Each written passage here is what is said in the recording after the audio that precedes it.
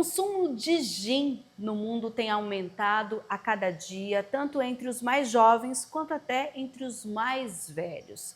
De acordo com um estudo, a taxa anual de crescimento deve ser de 5,4%, atingindo 1,13 bilhão de litros em 2029. No Brasil, essa expectativa é ainda um pouco maior, 9,4% nesse período. E para a gente entender por que, então, nesse cenário, uma fábrica de gin foi instalada aqui em Campinas, a gente vai conversar com o Arthur Flose, que é um dos idealizadores, é o dono dessa fábrica, e vai contar para a gente como surgiu essa ideia, que hoje traz com ele aí toda uma equipe de trabalho. Arthur, conta para mim, eu vi aqui no material que é uma fábrica de 2015. Antes de ser a fábrica, como surgiu então a ideia de pensar nessa bebida produzida em Campinas, interior de São Paulo? O gin, ele nasceu há muito tempo atrás, né? A história vem lá do século XVI, então a gente está falando de muitos anos. Mas aqui no Brasil, ele de certa forma sumiu do mercado, principalmente após a Guerra Fria e com a volta da vodka no mercado, com grandes investimentos de grandes marcas. E ele ficou esquecido. Era uma bebida basicamente, né, muitas vezes rotulada como bebida de bebum, né, de alcoólatra. Até que a Espanha, em 2015, ela trouxe de volta um dos drinks mais clássicos com o gin, que é o gin tônica, só que de uma forma nova, reinventada. Então, dentro de uma taça de vinho, né, maior, com alguns, né, acompanhamentos, como um twist de limão siciliano, um ramo de alecrim. Então, ele trouxe um conceito novo para um drink super antigo e essa moda pegou, né? Então, aqui no Brasil, a gente viu isso voltar, né, de certa forma, a explodir próximo do final de 2017, 2018. Mas a minha história com o gin nasceu meio que nesse limbo, digamos assim. Eu, pela primeira vez, experimentei um gin tônica, foi em 2008, 2004. E em 2004, basicamente não existia gin nas prateleiras. A gente tinha uma marca aqui no Brasil sendo produzida e comercializada, e eu me apaixonei por aquele produto. E com a paixão veio a curiosidade de conhecer marcas artesanais e conhecer garrafas diferentes e trazer produtos diferentes aqui para o Brasil. Você foi pesquisar. Exatamente. Em uma dessas viagens ao exterior, eu acabei comprando algumas garrafas e até, sendo bem sincero, pelo visual. Então, e essas marcas, né, eram artesanais. E no momento que eu experimentei elas, eu vi o abismo que existia de qualidade entre aquele gin importado que eu achava que era, né, super bom, desse gin artesanal que eu trouxe lá de fora. E eu comecei a entender que o que agregava todo esse valor e toda essa qualidade era o processo artesanal. E a partir daquele momento eu comecei a pensar, pô, e agora? Como é que eu vou fazer para consumir aquele gin tão bom quanto eu comprei lá fora, sendo que eu só consigo comprar isso lá fora? Sim. E isso começou a trazer para mim a curiosidade e também comecei a estudar sobre a produção do gin. E no início era uma produção para consumo próprio. Então eu comprei um mini alambique, que inclusive é igual os mini alambiques que o pessoal tem a oportunidade de usar aqui. Que daqui a pouquinho vocês vão ver aí Exatamente. na tela. E comecei a produzir esse gin no quintal de casa, né, na churrasqueira da minha mãe. Aquela coisa entre amigos e familiares. Exato, fazia uma garrafa por vez, dividia com os amigos, etc. Cada dia uma receita diferente, nunca pensei em transformar aquilo num negócio. Até que em 2015, eu tive um amigo meu da faculdade, né, de São Paulo, que tinha acabado de voltar da Espanha. Ele falou assim, cara, você não está entendendo. Você está tomando gin faz tempo, mas lá na Espanha o gin dominou. Né? Tá todo mundo tomando gin tônica e desse jeito na taça. Daí eu comecei a trazer o conceito também, né? Então a gente comprou as taças e começava a fazer os drinks para os amigos. E a gente viu que realmente aquilo tinha atração e tinha uma possibilidade de transformar no mesmo boom que a Europa criou. E aquela pulga atrás da orelha começou a coçar. Ou seja, por que não transformar isso num negócio e ser o segundo a marca de gin no Brasil? Afinal, só existia uma, que era uma marca barata, com uma qualidade um pouco mais Mas inferior. até então, você empreendia, trabalhava no mundo corporativo? O que você Eu fazia? vim do mercado financeiro. Tá, outra E coisa. naquela época eu trabalhava dentro da empresa familiar, Ok. junto com meu pai. Então, nada a ver com o mercado de bebidas, né? Nunca tive experiência nenhuma nesse mercado. Então, foi um trabalho basicamente do zero. Então, construí um plano de negócios, coisas que eu nunca tinha visto na vida, carga tributária que eu fui descobrindo aos Foi poucos entender. que era realmente super complicada e super alta. Mas em 2015, que é o ano que marca, né, a história da Bag, eu e os meus sócios, né, que são sócios fundadores junto comigo, tiramos esse projeto do papel e resolvemos transformar realmente num negócio. Esses sócios, um é esse amigo ou não? Não, pior que não. E como foi então encontrar esses sócios? Todos os sócios meus são amigos de infância, com exceção do Marcelo, que é meu concunhado, né? E todos eles têm competências que eu não tenho. Então, eu vim do mercado financeiro, formado em administração, eu não tinha a menor ideia do que seria uma fábrica, do que é um ambiente fabril, né? O Felipe, que é meu amigo de infância, ele é formado em engenharia, tinha experiência, né, já no mundo corporativo em áreas não de bebida, mas parecidas, né, de petróleo e gás, então uma planta fabril é algo super comum para ele. Então, trazer o Felipe agregava a mim. O Tiago, ele é advogado por formação e já cuidava do escritório de advocacia da família. Então ele trouxe também uma área de direito que eu tenho zero conhecimento. E o Marcelo, que é meu concunhado, ele é diretor de criação. Então ele é super criativo e ele trouxe toda aquela a concepção de marca, de marketing, de identidade para a Bag, que eu também, obviamente, tinha pouca experiência. Então cada um se completava, então? Né? Bag, essa é legal. O nosso maior desafio, e a gente sabia isso desde o início, afinal eu, Arthur, lá atrás também tinha, né, é o complexo de vira-lata. Então é o sentimento de inferioridade que nós brasileiros temos ao nosso produto versus os produtos importados de países mais desenvolvidos. Sim. Então o gin europeu, o gin inglês, ele é já, né, a gente acha que ele é melhor do que o nosso simplesmente porque vem da Europa. Quando, na verdade, é uma total falácia isso, né? Por exemplo, hoje o gin mais vendido importado aqui no Brasil é uma marca gigantesca, de uma indústria gigantesca, que é produzido em níveis extremamente industriais lá fora, só que o brasileiro acha que ele é um produto super premium, quando na verdade é um produto super industrializado. Né? Só que ele chega naquele preço aqui porque ele é importado. Sim. Então, para quebrar essa barreira inicialmente, a gente criou um nome em inglês. Só que não podia ser um inglês difícil, tinha que ser um inglês fácil para qualquer um falar. Então tinha que ser uma palavra fácil de falar em português e que tivesse o B de Brasil e o G de gin. Afinal, a gente nasceu como uma destilaria de gin, né? Monoproduto. Né? Então o bag foi um brainstorm que a gente fez ali de palavras em inglês e que fazia muito sentido, porque bag é implorar, tem um significado legal, tem o B de Brasil, tem o G de gin, e juntando bag com gin fica begging, que é implorando, ou begin, de começar. Sim. Então era o começo de uma marca nova aqui no Brasil. Só que a gente nunca chegou na conclusão do E. O E ficou ali. E num certo momento, com a identidade visual toda pronta, com o slogan e etc., aquilo estava tão legal que a gente falou, quer saber? Tanto faz o que é o E. É bag. Né? Okay. Então não vai ser Brazilian, alguma coisa gin, é bag. E ficou bag. Né? E a ideia principal era quando o cliente estivesse na gôndola, escolhendo ali o seu gin, né? Ele olhasse aquele gin importado, olhasse o nosso, ele achasse que aquilo fosse importado, levasse para casa, porque era uma garrafa diferente, com uma identidade nova, mais clean, mais moderna, levasse para casa. Quando ele tomasse o primeiro drink dele com bag, ele ia ficar surpreso com o resultado, com o sabor, que é muito melhor do que aquele industrializado que ele costumava consumir. E quando ele tivesse tendo esse momento de consumo acima da expectativa, ele revisita a embalagem. E isso é testado em pesquisa de mercado, tá?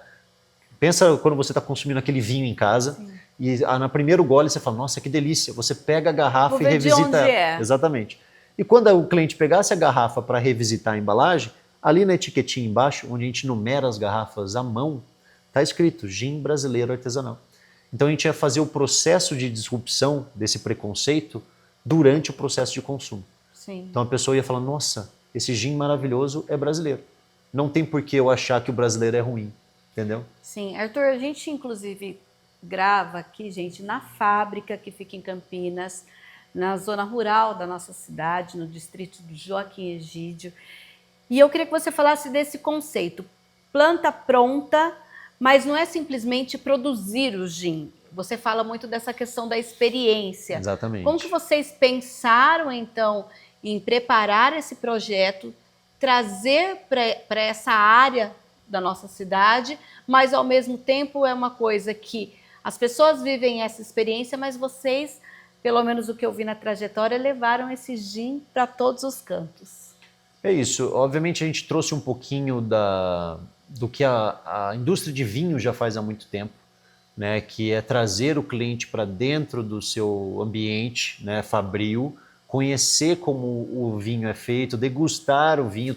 Então não simplesmente mostrar o que o meu produto é, mas exatamente tudo que tem por trás. Então dar visibilidade, dar transparência para o produto e obviamente no meio desse processo, né, gerar fidelidade com o cliente.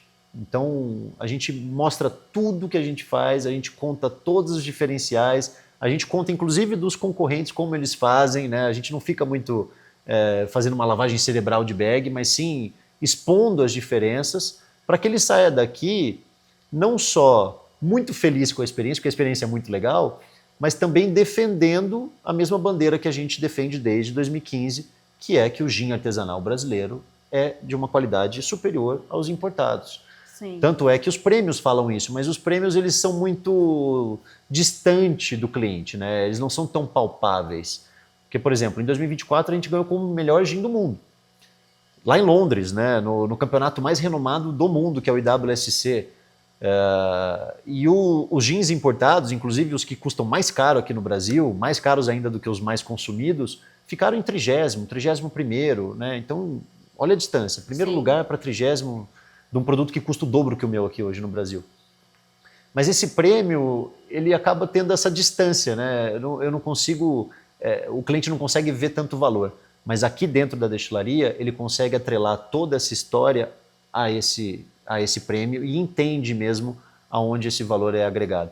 E para melhorar, depois ele vai lá, produz o próprio gin de forma artesanal e quando ele chega em casa e experimenta o gin dele, ele vê que realmente o gin dele é melhor do que aquele importado. O gin que ele fez. Sim. Com uma aulinha, vamos dizer assim, bem rápida de como fazer gin. Fica bem claro para ele naquele momento que tudo que eu falei aqui não era simplesmente historinha, né? O gin artesanal é melhor do que o gin industrializado. Você falou, inclusive, dessa premiação e de outras até que vocês já receberam. Como foi, então, esse caminho? 2015, veio a fábrica, conquistar o mercado, colocar essa, não só a questão da experiência, que é importante aqui, mas hoje a gente sabe que vocês estão em todos os lugares, praticamente. Mas como foi fazer esse trabalho? Eu posso dizer que, obviamente, isso foi pensado, né? A gente viu aquele movimento na Europa, achando que ele ia chegar aqui no Brasil num certo momento, e esse movimento ajudou muito a gente. Porque no momento que o gin explodiu aqui no Brasil, existia eu e mais 2 marcas. Então, basicamente, esses grandes varejistas que têm uma dificuldade absurda de positivação, de entrar lá dentro, né? Eles chamavam a gente para poder cadastrar o produto, com a necessidade de popular aquela gôndola da categoria. Sim. Então, a gente teve essa facilidade ali no início, né, que hoje já não existe mais, hoje é muito pelo contrário.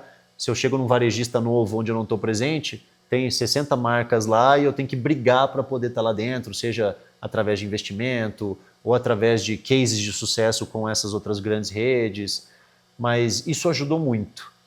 Só que não adianta ter o produto, né? Você precisa ter um produto bom, né? Você precisa ter um marketing bom, você precisa ter também, obviamente, uma experiência que, né, que realmente entregue aquele valor percebido para o cliente, né? Ou supere o valor entregue, né? Então, eu tenho só que agradecer, inclusive foi minha mensagem de final do ano para todos os meus funcionários, né? Que tudo isso que a gente construiu hoje é basicamente um trabalho deles. Né? Porque, beleza, eu criei o produto ficou genial, o Felipe criou essa fábrica, etc. Mas quem gera a empresa no dia a dia não somos nós.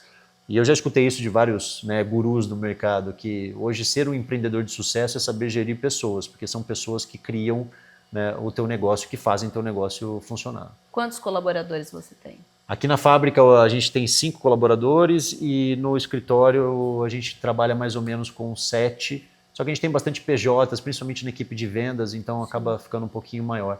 Mas é uma equipe, de certa forma, reduzida, né? Não é nada absurdo. A fábrica tem bastante automação também, né? Que ajuda em alguns processos. Mas é uma equipe pequena. No começo já era essa equipe? Ou era menor? Não, no começo era eu e o Felipe. Você e o Felipe? Eu e meu sócio. Porque os outros sócios trabalhavam em outras empresas e a gente se dedicava à bag, então a gente ia de madrugada destilar, a gente ia de final de semana engarrafar, né? Porque tudo começou pequeno, né? Sim. Com aquele sonho de criar o melhor gin do mundo aqui no Brasil. E a gente não tinha capacidade financeira de ter uma equipe. Então, eu lembro que quando a gente contratou o primeiro funcionário, que já ajudou bastante a gente, né? Já era, de certa forma, pesado para nós. Antes vocês produziam, por exemplo, quantas garrafas mês? No início, a gente produzia estourando 1.000 garrafas mês. E hoje? Hoje, 15 mil. 15 mil. Com essa equipe e, claro, como você disse, com alguns processos automatizados. Exatamente. Hoje a gente tem, por exemplo, uma máquina de invase 100% automatizada, né, que faz em torno de 800 a 900 garrafas hora. Sim. Coisa que lá atrás era na mão, né? Então precisava de uma pessoa enchendo, outra pessoa tampando, outra pessoa lavando as garrafas, outra pessoa encaixotando, outra pessoa fechando caixa. Sim. Então era uma pessoa para cada etapa do processo, né? Sim. Inclusive, sempre que era possível, a gente trazia pessoas para ajudar. Então minha esposa, a namorada do meu né, que hoje é esposa também dele, mas sempre, de certa forma, completando a equipe com familiares e amigos. E quem está em casa não entende muitas vezes essa questão do artesanal. Qual é a diferença básica que seja, por exemplo, do processo artesanal, por mais que a gente está numa destilaria que é uma empresa que tem algumas coisas automatizadas, para a gente pensar, é a escala de um processo industrial? A escala, com certeza, no caso do gin, essa escala ela acaba alterando um pouquinho o processo. Tá. Então, por exemplo, na produção da bag, e é por isso que o bag fica em primeiro e esses outros gins, por melhores que eles sejam, acabam ficando em 30º, tralalá, né? Porque o processo muda muito. A gente chama esse processo na indústria, né, que é o que a gente faz com a bag, que é a destilação por um único tiro. Então significa que aqui dentro desse alambique eu vou colocar somente uma receita para esse tamanho de alambique e eu vou destilar esse gin para trazer todos esses óleos essenciais dos botânicos. Daí eu pego esse coração, que é o resultado da destilação, e mando lá para minha sala de padronização, onde eu vou adicionar somente água e nada mais. Então o que isso significa? Que na garrafa que você compra lá no mercado, aquela garrafa, 100% do que está ali dentro, foi redestilado e esteve em contato com os botânicos. Ah, mas imagino que é assim que todo mundo faz gin. Não. Para ter uma escala industrial, as grandes indústrias não podem ter um alambique que vai soltar simplesmente um lote por destilação. Sim. Eles precisam fazer o que a gente chama de multi-shot. Então é uma destilação por múltiplos tiros. Então, em vez de colocar uma receita aqui, dentro do alambique, eles colocam 10 vezes, 15 vezes, 20 vezes mais botânicos. Eles destilam basicamente um xarope de gin e mandam para um tanque que é 10, 15, 20 vezes maior, né, do que o nosso, e depois diluem com mais álcool neutro, conseguindo fazer de uma destilação 200 mil litros, por exemplo. Correto. Né? E aqui, para quem está em casa assistindo, então o processo começa aqui. Começa aqui, isso. E aí, depois que atinge determinada temperatura, vai passando por essas outras máquinas, é isso? Isso. A destilação é basicamente um processo de separação, né, de água e álcool por ponto de ebulição. Porque o álcool ele é menos denso, então ele evapora numa menor temperatura. Só que junto com esse álcool, eu estou trazendo os óleos essenciais dos botânicos que foram, né, infusionados aqui dentro dessa mistura. Então esse vapor ele vem, sobe e chega até, né, essa coluna, que como vocês podem ver está bem suadinha, parecendo uma chopeira, né? Sim. Porque aqui dentro tem uma água gelada, né, de um sistema fechado que a gente tem lá ligado num chiller, né, que vai trocar a temperatura com esse vapor e condensar esse vapor em líquido novamente. Por isso que essa coluna chama condensador. Sim. Então daí aqui nesse local, que a gente chama de papagaio do alambique, né, já vai sair um líquido translúcido com muita concentração de álcool, porque a água fica lá, o álcool sai, só que lotado também de óleos essenciais. E o que são óleos essenciais? exatamente o sabor e o aroma que veio dos botânicos. Correto. Tá? Então, nesse tanque atrás de mim é onde eu vou armazenar o coração, que a gente chama, né, que é o resultado, é o principal, né, fração da destilação, que é o que vai virar o produto final depois. Daí depois eu simplesmente mando para a sala de padronização, onde a gente adiciona água para baixar a graduação alcoólica de novo, né, para exatamente a graduação que a gente coloca na garrafa, que no caso do Bag Brazilian, que é o nosso carro-chefe, é 44%. Sim. Eu falei bem no começo sobre a taxa anual de crescimento, inclusive essa perspectiva de 9,4% aí para os próximos anos. Vocês acompanham e têm também essa perspectiva de crescimento do negócio de vocês?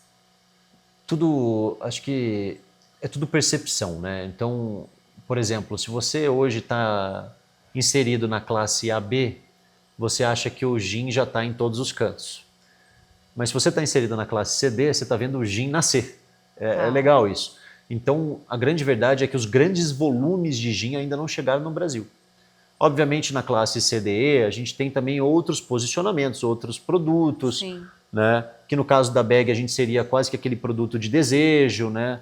Mas a gente tem uma outra linha que é a Hype, que entrega, por exemplo, um custo mais baixo, porque a gente produz daquela maneira... Também de olho nesse consumidor. Exatamente. Tá. Então, desde 2015, tá? Desde a nossa abertura, a gente performa acima do mercado todo ano. Então, a gente cresce mais do que o mercado cresce. Por exemplo, nesse ano de 2025, né, com o fechamento de 2025, a gente cresceu aproximadamente 18% e o mercado cresceu somente 3%. Tá? Então, a gente performou 15% acima do mercado, mesmo com a crise do metanol, que basicamente acabou com o nosso faturamento em setembro e outubro. Sim. Então, foi uma performance assim, muito boa. Né? E quando a gente conversa com todo mundo do mercado, quando a gente fala que a gente cresceu 18%, o pessoal fala, caramba, meu, vocês foram muito bem. E hoje vocês estão onde? No Brasil, fora, todos os lugares do Brasil, no estado de São Paulo? Hoje a gente vende... Nosso principal mercado é o estado de São Paulo. Okay. Né? Nossas vendas se concentram aqui, principalmente até porque os grandes centros de distribuição desses grandes varejistas nacionais, como Pão de Açúcar, Carrefour, Sam's Club, são aqui em São Paulo. Tá. Né? Mas hoje a gente atende mais de 12 estados no Brasil e no ano passado a gente fez a nossa primeira exportação para Singapura. Né? Então, pô, Singapura, né? Quem imagina, mas bom, foi a nossa primeira exportação oficial, com importador oficial e etc. E nesse ano agora em fevereiro ou março, tudo depende de como vai ficar as tarifas do nosso amigo Trump, a gente faz a nossa primeira exportação para os Estados Unidos também. O processo de expansão continua. Com certeza, com certeza. Inclusive a exportação para nós é muito interessante, né? Porque aqui no Brasil, lembrando do nosso começo do papo, né? A gente se posiciona abaixo desse importado, porque a gente sabe que esse preconceito existe, essa barreira existe. Então a gente, na verdade, precifica por benchmark. Né? Tá. Lá fora, o complexo de vira-lata não existe. Quando eu chego na gôndola dos Estados Unidos, o meu produto custa $35. E não é porque eu vendo caro para eles. Não, é porque para o cliente, tudo que eu entrego ali na minha garrafa tem valor percebido de $35. Correto. Então é garrafa numerada à mão, é prêmio de melhor do mundo, isso vale $35 para ele. Tá. Né? Então exportar, além da gente poder exportar pelo preço certo, eu também tenho uma redução de impostos e etc. Então é muito benéfico. E é por isso que a gente também abre, né, para vocês estarem aqui, para visitantes virem, porque eu preciso de vocês ajudando, né, a não só a Bag, mas outras marcas artesanais de todos os setores, azeite, espumante, vinho, que vocês realmente fomentem o produto nacional. Sim. Porque a coisa mais comum que tem são marcas como a gente simplesmente desistindo do mercado brasileiro e indo para fora. Eu conheço diversas marcas de cachaça que são assim níveis altíssimos de qualidade que simplesmente não vendem aqui no Brasil. Porque aqui no Brasil ele seria obrigado a vender por um preço muito barato e lá fora ele consegue vender pelo preço correto que o produto dele vale. Ou seja, uma barreira que o mercado brasileiro de destilados também tem que transpor. Exatamente. O público, né, depois reclama, mas aqui no Brasil não tem as coisas legais que tem lá. E uma parte dessa culpa é nossa. Sim. É nossa como consumidor. Eu escutei, inclusive, da boca de um familiar meu recentemente, falando assim, imagina que eu vou pagar mais caro num azeite brasileiro do que no português. Mas por quê? Você não está nem vendo qual que é a qualidade, qual que é o método de produção, né? O azeite português que a gente compra aqui no mercado é um azeite super industrial lá, para chegar nesse preço aqui, né? Já o azeite brasileiro que a gente viu que era mais caro, é um baita de um azeite. É um azeite que lá também custaria 50 euros uma garrafa. Então, cabe a nós, né, nos educarmos de certa forma. E o Bag Experience existe para isso. Para que a gente possa educar eles e que eles possam educar os amigos. Quem está em casa pode entrar nas redes sociais ou no site de vocês para fazer esses agendamentos, para participar desse evento? Exatamente. É bem concorrida as vagas, tá, gente? Então se programem para fazer as reservas. Mas tanto no nosso site quanto no site da Simpla, você consegue ver as datas disponíveis, já reservar sua data e simplesmente aparecer aqui no horário que vai ter provavelmente uma das experiências mais legais aí que você já teve. Tá certo, então muito obrigada, Arthur. E aí sucesso cada vez mais que a gente possa voltar aqui e mostrar aí essa expansão também do negócio. Perfeito. E claro, gente, eu esqueci de perguntar aqui, Joaquim Egídio, que tem essa questão também, não só da experiência na fábrica, mas o lugar também traz toda essa experiência de chegar até aqui. Exatamente. Né? É um passeio, são vários restaurantes gostosos, vários bares, então você pode parar antes para almoçar ali, depois vir para cá, ou vice-versa. É um passeio, simplesmente o caminho já é um passeio, né? Então chegando aqui no casarão já é outro passeio, né? Porque a gente está num casarão de 1890, né? Sim. Isso aqui já é uma parte da história da região. Então venham, conheçam, obviamente eu sou a pessoa mais suspeita do mundo, mas é uma experiência muito legal e eu tenho certeza que é uma experiência única que vocês já viveram aí mundo afora. Tá certo, então, olha, o Ser Empreendedor vai para um breve intervalo, mas antes você confere as dicas de leitura sobre livros que falam sobre esse tema.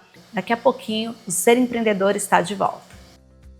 A gente começa com O Homem Mais Rico da Babilônia, um clássico sobre como multiplicar a riqueza e solucionar problemas financeiros. Nele, o autor mostra soluções ao mesmo tempo sábias e muito atuais para evitar a falta de dinheiro, como não desperdiçar recursos durante tempos de opulência, buscar conhecimento e informação em vez de apenas lucro, assegurar uma renda para o futuro, manter pontualidade no pagamento de dívidas e, sobretudo, cultivar as próprias aptidões, tornando-se cada vez mais habilidoso e consciente com base no segredo de sucesso dos antigos babilônicos, os habitantes da cidade mais rica e próspera de seu tempo.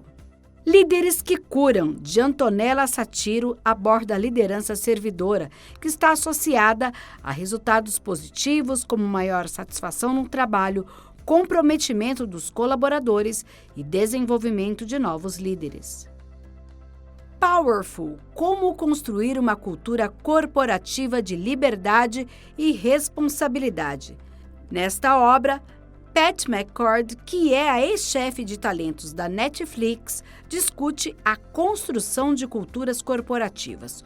Uma das criadoras da cultura de alta performance da Netflix aponta que o mundo contemporâneo não tem mais espaço para as ideias corporativas tradicionais. No livro, a autora discute diferentes conceitos de gestão de pessoas e propõe que a motivação dos colaboradores aconteça por meio de trabalhos desafiadores.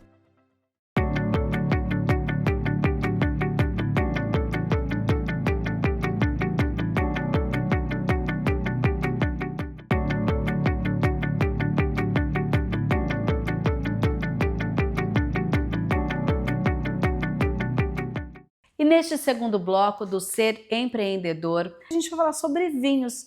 E olha só, aqui no distrito de Sousas, em Campinas, nós temos a vinícola Altos de Sousas. Por isso a gente vai conversar com o Daniel Cunha, que tem uma larga experiência em empreendedorismo.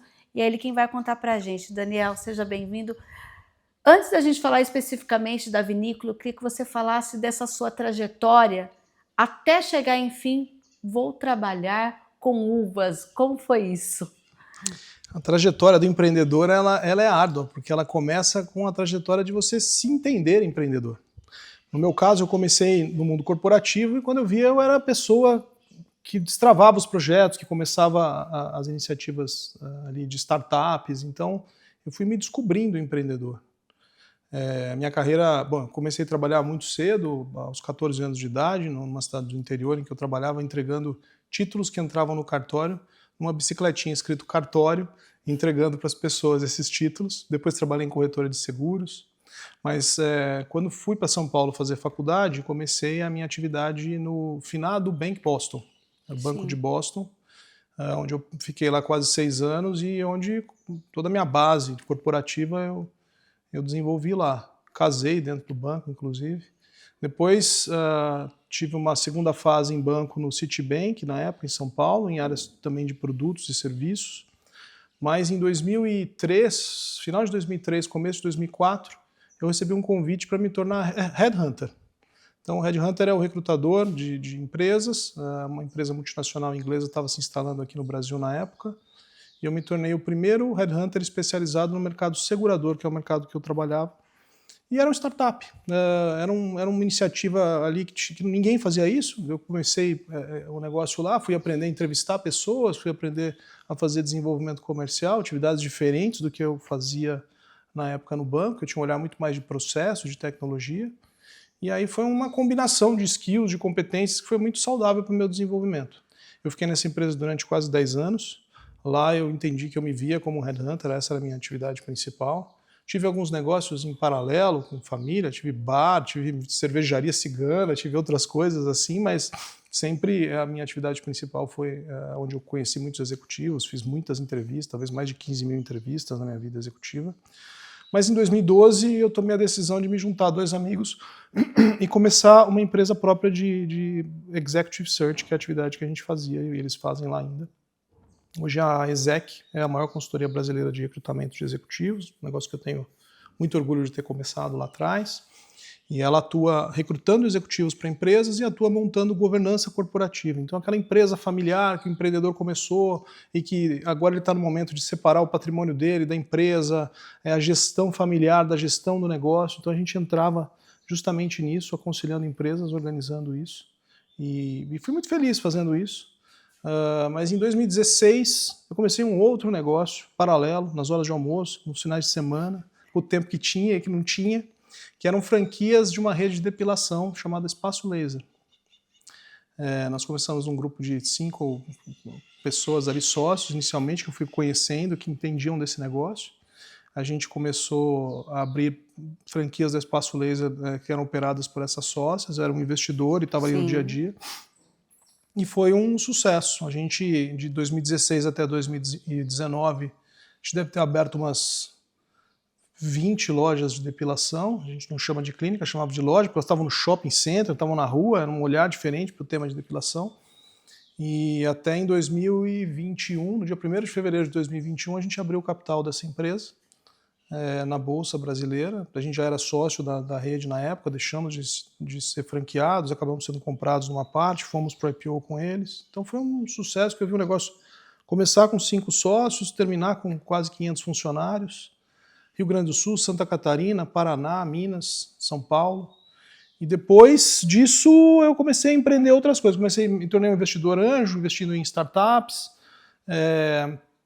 Começamos outro negócio na área industrial aqui na região de Campinas, que eu investi lá no começo. Mas o projeto da vinícola era o hobby que eu queria me movimentar na época. Tomei a decisão de sair da atividade de recrutamento executivo em 2021, e logo depois da venda da Espaço Laser. E aí eu vi um projeto na Argentina que eu falei, isso aqui tem tudo a ver com Campinas, tem tudo a ver com Sousas. Sim. E aí começa a nossa jornada da Autos de Sousas. E aí, quando você vem com esse projeto para cá, como foi desenvolver? Você falou, olha, tem tudo a ver com Sousas. Como foi, digamos que, fazer toda a planta desse projeto, todo o planejamento? Perfeito. Na Argentina, em Mendoza, é uma cidade hoje que tem uma vocação basicamente calcada no vinho e na gastronomia. Só que há 60, 70 anos atrás era uma cidade que vivia de mineração, que não tinha encontrado uma vocação. E eu vejo que Sousas, a melhor fase do Brasil, o Brasil Café, talvez Sousas era a região mais rica desse momento do Brasil Café, e eu acho que a gente ainda não resgatou isso da forma correta. Tem muitos restaurantes bacanas, as pessoas vêm para cá passear, especialmente e somente no final de semana. Mas lá na Argentina eu vi um modelo em que pessoas compravam áreas rurais e tinham a oportunidade de vivenciar a construção dos seus próprios rótulos de vinho, em um projeto que tem hotelaria também, que tem spa, e eu achei isso que tem tudo a ver com a nossa região. Para quem não sabe, Campinas ela tem um PIB do tamanho do Chile, a região metropolitana. São 19 municípios que, em termos de tamanho da economia, é muito semelhante. Sim. E o Chile faz mais vinho que o Brasil.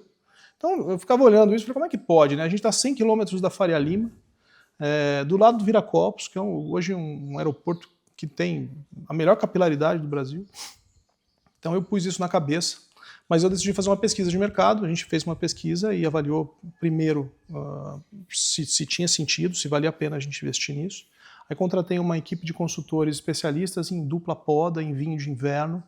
Eles fizeram análise de solo e de clima de várias propriedades aqui da região e só depois da análise que eles apontaram os locais que poderiam ter mais perfil para esse projeto, é que a gente tomou a decisão de investir. A pesquisa apontou que poderia ser um sucesso, desde que a precificação fosse correta, desde que a jornada da execução do projeto fosse correta, mas o cheiro era bom lá naquele momento e eu decidi investir. Então a gente comprou uma área aqui em Sousas mesmo, no distrito de Sousas, chamada Fazenda Itapuã. Os antigos de Sousas conhecem a fazenda como Fazenda Aracaju. E lá a gente começou, em 2021, a implantar os vinhedos. Então começamos no ponto mais alto de Sousas, implantar vinhedos de Cabernet Sauvignon, Cabernet Franc e Syrah. Sim. Visando a dupla poda e visando a gente produzir vinhos de inverno, vinhos de excelente qualidade aqui em Sousas. Quando vocês começaram, então, essa produção, ela não exatamente já resultou no vinho naquele primeiro momento. Porque a gente já conversou, gente, teve aí um tempo de teste e tudo mais. Fala um pouquinho dessa fase. A jornada é longa, né? Porque a gente implanta um vinhedo, você tem espaldeiras georreferenciadas, você tem as mudas, ela tem uma tecnologia específica que elas já vêm enxertadas do viveiro. Tem muito planejamento. Para você ter uma ideia hoje, tamanha demanda que o Brasil tem por isso, a gente tem que encomendar as mudas com 1 ano de antecedência, senão você não é atendido na quantidade que você precisa. Então o projeto demanda muito tempo. Sim. Os vinhedos foram implantados há 5 anos e são jovens, são bebês. Jovens ainda, mas assim, é engraçado, a produtividade deles foi mais de 100% maior esse ano, 2025, da colheita, desculpa, desse ano agora, do que do ano anterior. E você vê que são vinhedos jovens ainda em desenvolvimento, mas o processo todo, como envolve um volume de investimento grande, a gente optou por desenvolver um parceiro, um belo parceiro, sou muito feliz com ele, que é a Vinícola Areia Branca, que fica na cidade de Amparo, uma vinícola incrível que ainda não foi inaugurada. O público vai conhecê-la, acho que em 2, 3 meses ela está pronta, vai ser inaugurada lá em Amparo. E ele que tem feito a vinificação dos vinhos das safras que ele já tem, ele deve ter lá 3 ou 4 safras já, e as nossas 2 safras do ano passado e desse ano lá E aí, voltando aqui para o projeto da Fazenda, a ideia é que a gente tenha inicialmente um wine bar, em que você tenha uma experiência de você consumir. Primeiro, eu cataloguei todo produtor local. A gente tem a pessoa que produz a geleia orgânica, os queijos especiais, a carne de cordeiro, os leites Você fez todo esse trabalho a gente aqui. mapeou tudo isso. E agora a gente está rodando cotas de investimento, inclusive quem tiver interesse, eu estou à disposição para falar sobre investimento, de desenvolver esse espaço lá para receber os turistas, conhecer os vinhos locais, e a partir daí existe até a pesquisa apontou. E agregar esse produtor local? Também. Nessa experiência? Os produtos locais a gente gostaria que eles sejam consumidos no restaurante local, nas experiências lá de degustação, de culinária, etc. Mas especialmente que a gente tenha lá um mini mercado com produtos locais, em que seja um hub de conhecimento. Quando a gente viaja, vai para a Europa, França, você quer consumir o produto local, você toma vinho nacional, a ideia é a gente ter a mesma coisa aqui. Sim. E aí, hoje você inclusive falou que o produto ele é vinificado aqui ao lado, mas essa trajetória hoje, quando a gente pensa, a primeira colheita que se tornou um produto foi a de 24, é isso? São 3 anos de descarte. Tá. Em 3 anos a gente fez o ciclo da planta, ela foi se desenvolvendo, mas talvez seja importante eu explicar a técnica, isso, né? O que está reconfigurando o Brasil em relação ao vinho hoje, atualmente, é um negócio chamado técnica da dupla poda, ou poda invertida, que produz o que a gente chama de vinho de inverno. Essa técnica foi desenvolvida por um senhor chamado Murilo Depamig. Ele fez uma especialização em uvas para vinhos e desenvolveu a técnica combinada da seguinte forma. Você tem uma planta brasileira, de uva de mesa, muitas vezes, adaptada a pragas brasileiras, que ela recebe a enxertia de variedades viníferas europeias. As duas que se adaptaram melhor a essa técnica são o Sauvignon Blanc, nos brancos, e o Syrah. Inicialmente, ele teve 2 parceiros aqui no Brasil que desenvolveram e fizeram investimento para começar, e aí vem a técnica, como é que funciona. Você tem toda a uva, ela produz no verão, no mundo inteiro. E o problema do nosso centro-oeste aqui, da nossa região onde a gente está inserido, é que o nosso verão ele é muito molhado. Você tem muita chuva, então você tem uma diluição do Brix, do açúcar dentro do fruto, e você não tem muita amplitude térmica, que é uma coisa importante para o desenvolvimento dos taninos. Tá. Resumindo uma longa história. E o que a gente faz? Quando a uva começa a produzir, a gente faz um corte seco nela, que é a primeira poda. Ela tenta a brotação novamente, ao final do verão a gente faz uma nova poda rígida, dura, é um estresse para a planta, e aí a planta hiberna e não produz no verão. Quando está chegando o inverno, a gente tem uma infraestrutura de fertirrigação por gotejamento, uma tecnologia israelense que é implantada no vinhedo, vocês vão conhecer lá. A gente faz um choque hídrico na planta e a planta fala, opa, chegou o verão, e produz no inverno. E aí ela vai experimentar um clima europeu. Ela vai por exemplo, aqui em Sousas, no verão, a gente tem às vezes até 34 graus e à noite faz 2, frio, úmido. Então aí a uva fica de realmente muito boa qualidade e a gente acaba produzindo vinhos incríveis. Hoje o Brasil, de cada estatística pessoal, tá? Mas de cada 10 prêmios que a gente ganha internacionais de vinho de qualidade, 6 a 7 são vinhos de inverno já. E é incrível a quantidade. São muitos projetos que estão nascendo de vinhos excepcionais. E aí a vocação do Rio Grande do Sul hoje, no ciclo normal, está se concentrando mais nos vinhos espumantes, nos vinhos tranquilos brancos, no ciclo normal da planta. Então, o Brasil está... E como é um vinho mais caro de ser produzido, é um vinho que tem um custo, especialmente de mão de obra, de manejo maior no campo, ele é um vinho que tem que ser entregue numa experiência. E aí você tem todo o projeto para englobar isso, que envolve no futuro talvez até a hotelaria, né? Para a gente conseguir atrair turistas que fiquem aqui em Sousas. Porque hoje Sousas recebe, e Joaquim, eles recebem os turistas, as pessoas almoçam, depois as pessoas vão embora.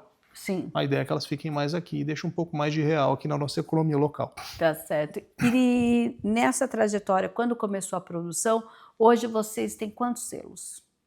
Hoje, bom, o ano passado nós desenvolvemos 3 rótulos. O primeiro rótulo é um rótulo que chamava Inaugural, porque ele inaugura esse projeto novo.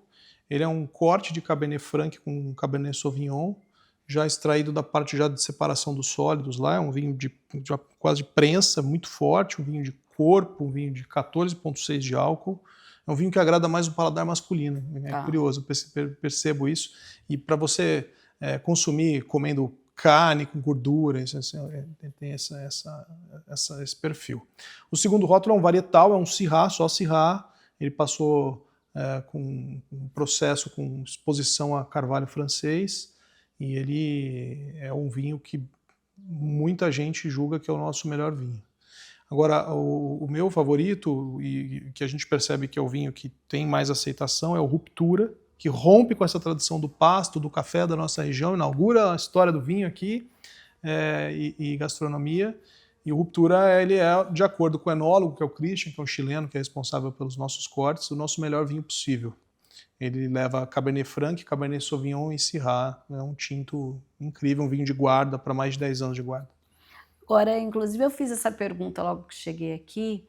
A gente, quando pensa em vinho, pensa, né, nos rótulos importados ou se conhece muito mais o sul do nosso país. Qual é o grande desafio em produzir vinho na nossa região? Você já falou que a primeira é a questão dessa técnica, o uso dessa técnica, mas também de romper, até quando se chega ao mercado, de que, olha, a gente tem um bom vinho produzido aqui e que pode competir com um vinho já, talvez, digamos que até que tenha uma tradição no nosso país ou até para ser exportado de outra localidade. Assim, a gente não está inventando a roda. Eu costumo dizer que o vinho é a bebida do futuro, porque ela é a bebida do passado. Se você olhar, a bebida que conseguiu vencer as maiores catástrofes que aconteceram na humanidade, mudança de de gente de países para outros países, o vinho continuou, ele levou, ele faz parte da cultura. E ele está muito calcado na história de você ter os polos vitivinícolas. Isso é muito importante. Mendoza, Chile, região de Bordeaux, na Califórnia, o Napa Valley, são regiões que você tem uma economia em torno do projeto. Porque você imagina, se é um turista de outra região, você vai querer conhecer vinícola, você não vai conhecer uma só. Você quer conhecer outra, você quer conhecer aquele terroir, você quer ter experiências diferentes. Então, acho que até porque a gente está falando aqui para o público da TV Câmara, é fundamental que você tenha um polo vitivinícola instaurado na região. Isso é uma coisa que eu vejo como muito positivo, porque quando a gente apresentou o projeto para a prefeitura, todo mundo da prefeitura foi sempre muito receptivo ao projeto. Desde a Secretaria de Desenvolvimento Econômico até a figura do próprio prefeito, mas a Secretaria do Verde, que hoje se Climas, apoiou, entendeu que existiam desafios que tinham que ser discutidos. Por exemplo, a gente usa produtos químicos, às vezes, de forma controlada, e a gente teve discussões muito maduras em torno disso na época, porque a gente está numa área de preservação ambiental. Sim. E a implantação do vinhedo, ele valoriza todo o entorno do vinhedo, especialmente através do tema da sustentabilidade. É fundamental que você tenha isso. Sim. Mas provocou uma série de discussões. A gente provocou, na época, uma abertura do plano de manejo da APA, que é um processo super sério, que foi conduzido dentro das 4 linhas, de forma muito republicana, eu gosto de falar, em que participou de 3 setores da economia, participou as secretarias da prefeitura, os proprietários de área, todas as ONGs que estão trabalhando em prol do melhor da APA.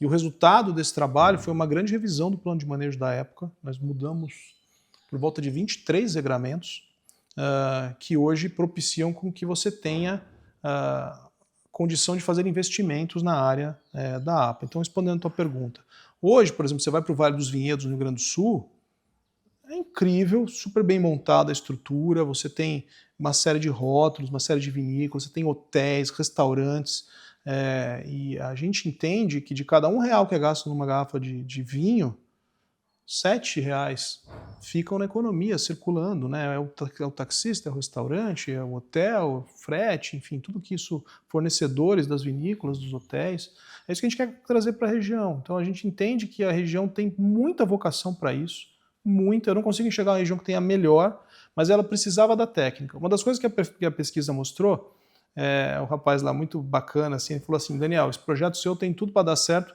desde que o vinho seja bom. Ele brincou, e assim, essa primeira fase está vencida, o vinho realmente ficou muito bom, e agora sim a gente tem um primeiro projeto para que Campinas comece a iniciativa de buscar incentivos para investidores da região ou fora daqui, para atrair novos projetos, para que a gente realmente tenha, daqui 10 anos, um polo vitivinícola em Souza Joaquim Egídio. Sim, justamente vai ao encontro dessa proposta de fomentar o turismo rural em nossa cidade. Exatamente. Agora, você já me contou que em passos, né, o próximo passo, além dessa produção, é justamente esse fomento ao pequeno produtor, a gerar a economia local. Quando você fez esse projeto, você e toda a sua equipe, onde a gente pode pensar que a Altos de Souza vai chegar? Então, o projeto ele envolve, no futuro, a construção de uma cooperativa de produtores. Porque o que existe em Mendoza, que me chama muito a atenção, é uma vinícola instalada numa área muito maior, e você tem outras várias vinícolas produzindo seus vinhos ali, mas dividindo os custos de produção. Então, a vinícola não atenderia só os rótulos da Altos de Souza. A ideia é que, se você um dia vier adquirir uma área rural ali do nosso lado, você, Mirna, você vai ter a experiência de vivenciar a construção dos seus rótulos de vinho. É isso que a gente quer entregar aqui. Tá certo, então, olha, muito obrigada pela sua participação e até uma próxima. Obrigado. O Ser Empreendedor fica por aqui, lembrando que todo domingo, às 5 horas da tarde, a gente tem estreia do nosso programa nos canais 11.3 da TV aberta, 4 da Claro, 9 da Vivo e também lá no youtube.com/TV Câmara Campinas. Até um próximo programa.